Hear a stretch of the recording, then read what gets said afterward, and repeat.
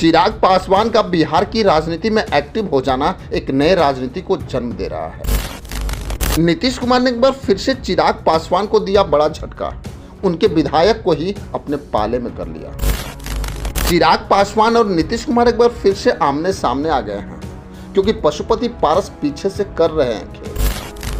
बिहार की राजनीति में इस समय देखें तो एनडीए गठबंधन के अंदर कुछ ठीक नहीं चल रहा है। एक समय ऐसा लग रहा था कि चिराग पासवान अब बिहार की राजनीति में सबसे ऊपर की तरफ जा रहे हैं, लेकिन अगर देखा जाए तो नीतीश कुमार एक ऐसे नेता हैं जो कभी किसी को आगे देखना नहीं चाहते।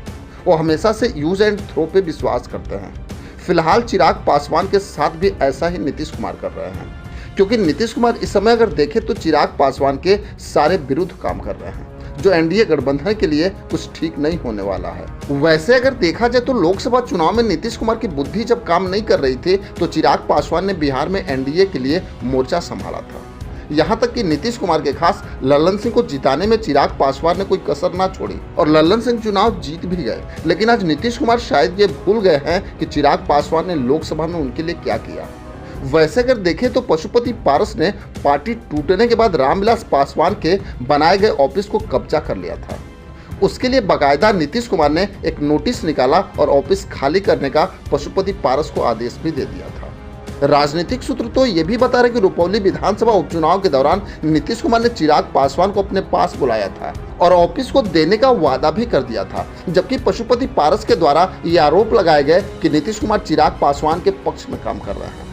वहीं चुनाव का रिजल्ट खत्म होते ही नीतीश कुमार फिर अपने नए रंग में आ गए। पिछले दिनों देखा गया कि नीतीश कुमार ने एक मीटिंग बुलाई और बकायदा पास किया कि सरकारी आवास का अगर 2 साल तक बिल बकाया भी रहेगा तो उसका रेन्यूअल आगे तक किया जा सकता है, जिसका परिणाम ये हुआ कि चिराग पासवान को मिला ऑफिस भी पशुपति पारस के पास चला गया। बताया तो यहाँ तक जा रहा है कि चिराग पासवान के वर्कर अपनी पार्टी के ऑफिस के लिए पूरी तैयारी भी कर चुके थे, लेकिन ऐन समय पे नीतीश कुमार ने चिराग पासवान को बड़ा झटका दिया।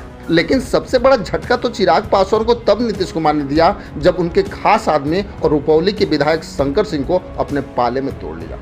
राजनीतिक सूत्र तो ये बता रहे कि शंकर सिंह की पूरी इच्छा थी कि वो चिराग पासवान के समर्थन में रहें, लेकिन नीतीश कुमार ने उन्हें मंत्री पद का ऑफर देकर अपने पाले में कर लिया, क्योंकि शंकर सिंह चिराग पासवान के पिता स्वर्गीय रामविलास पासवान के जमाने से उनके साथ हैं और वो 2005 में पहली बार रुपौली से विधायक भी बने थे। वैसे अगर देखा जाए तो रुपौली विधानसभा उपचुनाव में चिराग पासवान भले ही एनडीए के साथ थे, लेकिन उनका आशीर्वाद कहीं न कहीं शंकर सिंह के साथ, जिसके कारण शंकर सिंह चुनाव जीत भी गए। लेकिन नीतीश कुमार को देखें तो वो फिर से चिराग पासवान के खिलाफ प्लान बना रहे हैं, क्योंकि नीतीश कुमार को ये लग गया है कि हर हाल में चिराग पासवान की पार्टी विधानसभा में उनको पीछे कर देगी। लेकिन शायद ये नीतीश कुमार भूल गए कि लोकसभा चुनाव में उन्होंने चिराग पासवान के भरोसे ही दहाई का आंकड़ा पार किया है। वैसे अगर देखा जाए तो चिराग पासवान और नीतीश कुमार की लड़ाई में एनडीए का क्या हश्र होगा ये तो आने वाला समय बताएगा। खैर, इसमें आपकी क्या राय है हमें कमेंट बॉक्स में। बस आज के लिए इतना ही, फिर मिलेंगे। जय।